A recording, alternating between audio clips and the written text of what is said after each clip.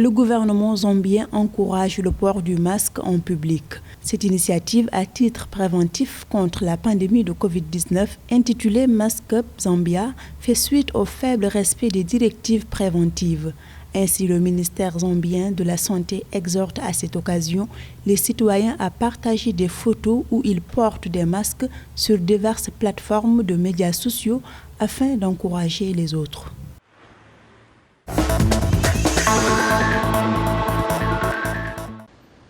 Avec 1064 cas de contamination au coronavirus au cours des dernières 24 heures, la Tunisie a enregistré une relative baisse du nombre d'infections journalières. Quant au nombre de décès, le pays en a enregistré 63 au cours de la même période, d'après les données du ministère de la Santé. Un chiffre également en baisse par rapport au dernier bilan épidémiologique. La Tunisie totalise 216 176 cas confirmés de Covid-19, dont 172 885 guérisons et 7 162 décès.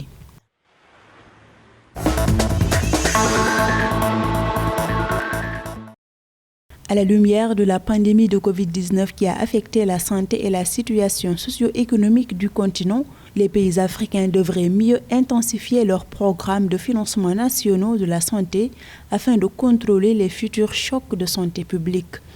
Tel est l'appel lancé par le président rwandais Paul Kagame lors de la 34e session ordinaire de l'Assemblée de l'Union africaine.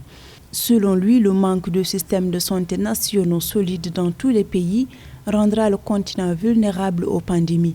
L'Afrique compte actuellement 3 644 735 cas de coronavirus, dont 97 941 décès.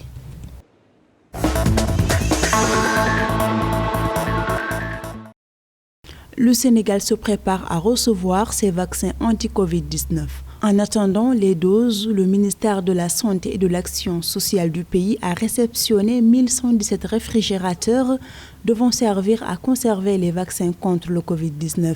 Ces équipements sont acquis par l'État en collaboration avec l'Alliance Gavi pour un montant de 3,50 milliards de francs CFA. Ils ont une capacité de conservation des vaccins comprise entre 2 et 8 degrés.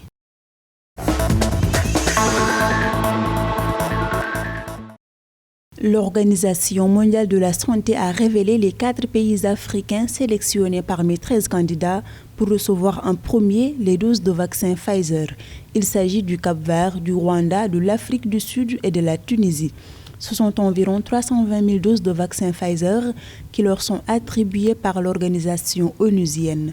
Cette sélection a été faite suite à une évaluation d'un comité multi-agences en tenant notamment compte de leur taux de mortalité actuel, du nombre de nouveaux cas journaliers, des tendances épidémiologiques affichées ainsi que sur leur capacité à gérer les besoins en chaîne ultra froide pour la conservation du vaccin.